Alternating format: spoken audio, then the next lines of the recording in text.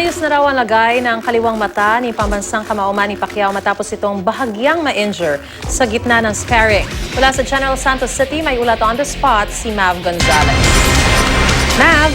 Maris, balik ensayo na nga ang ating pambansang kamao na si Manny Pacquiao matapos magkaroon ng minor injury sa kanyang mata.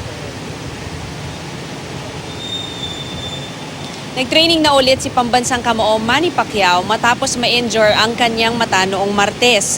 Nagtamo kasi si Pacquiao ng scratch sa lens ng kaliwang mata noong sparring kaya naman nagpahinga ito ng 2 araw. Kaninang alas 7 ng umaga, tumakbo siya ulit sa Acharon Sports Complex dito sa General Santos City. Naka-16 na lap si Pacman. Balik na rin siya sa kanyang training routine na shadow boxing, road work at core exercises.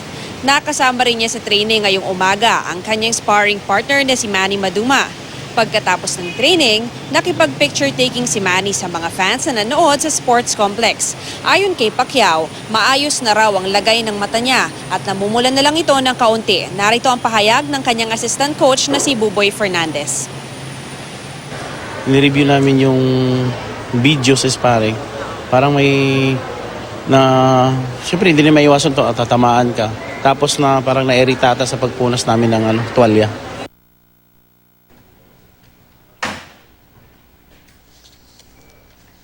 Ng gym training si Manny dito sa Pacman Wildcard Gym sa Gensan. At bukas naman ay sasabak na ulit siya sa sparring.